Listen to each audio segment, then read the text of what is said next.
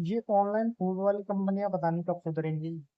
भाई एक बार बताओ, जब तुम्हारा 4 किलोमीटर बंदा ऑर्डर पिकअप करने जा रहा है, 2 किलोमीटर डिलीवर करने जा रहा है, तुम दे क्या रहे हो 20-25 रुपए। अब भाई 3 किलोमीटर जा किसके लिए रहा है? तुम्हारा कंपनी का काम करने के लिए जा रहा है।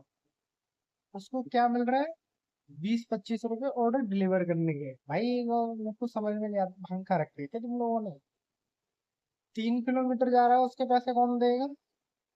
3 किलोमीटर के लिए बाइक पानी से चल रही है, और 2-2.5 किलोमीटर बाइक पेट्रोल से चल रही है।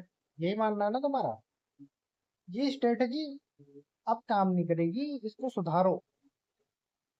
वैसे भी स्विगी जोमेटो जो ऐप चलाने वाले बंदे हैं, वो वैसे भी छोड़ ही रहे हैं, नहीं चला रहे। क्योंकि ना तो तुम्हारा पे आउट ठीक है, ना कुछ भी ठीक है। पे आउट दे क्या रहे हो भाई? तुम गिग वर्कर के हिसाब से काम करवा रहे हो तो गिग वर्कर के हिसाब से काम लो ना। ये लॉग इन टाइम क्यों दे रखा है कि इतने टाइम तुम कंपलसरी लॉग इन रहोगे? इंसेंटिव की तो कोई चीज होनी ही नहीं चाहिए। अबे गिग वर्कर में होता है घंटे के हिसाब से पैसे देने का मतलब, ठीक है। और इंसेंटिव, इंसेंटिव तुम पागल बना रहे हो। ना तो तुम 10 रुपए किलोमीटर की बात करते हो, वो देते हो। इंसेंटिव दे भी रहे हो तो क्या दे रहे हो? 7 रुपए किलोमीटर तुम बाइक चलवा रहे हो, उसके बाद में 300 रुपये तुम इंसेंटिव ऐड कर रहे हो। तो उसका क्या फायदा हो रहा है? वो 300 रुपये इंसेंटिव तो तुम लोगों को फंसाने के लिए कर रहे हो ना भाई। लोगों को फंसाना बंद करो।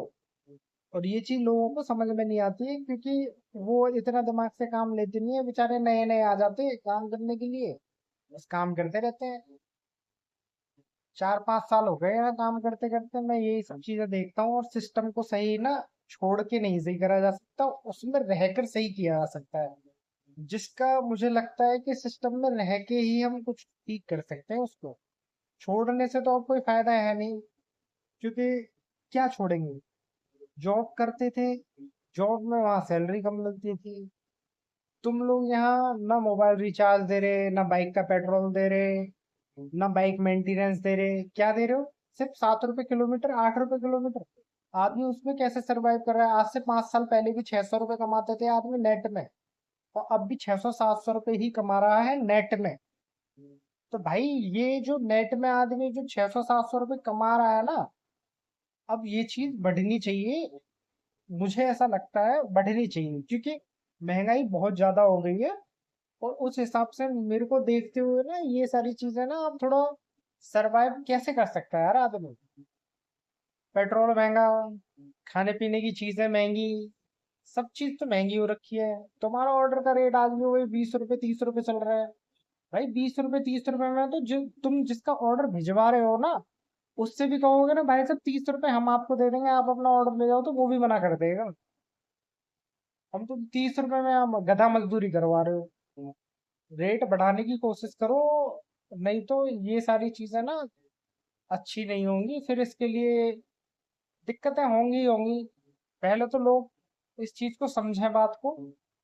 कंपनियां क्या कर रही हैं, क्या उनकी स्ट्रेटजी है? ये सब बेकार की स्ट्रेटजी है, ये काम करने वाली नहीं है। अब धीरे धीरे ये स्ट्रेटजी मुझे फेल होती हुई दिख रही है।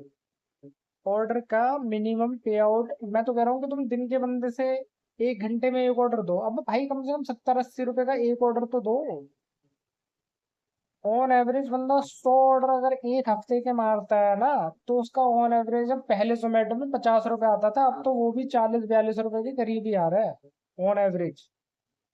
और इस चीज का मैं प्रूफ भी दिखाऊंगा तुम्हें।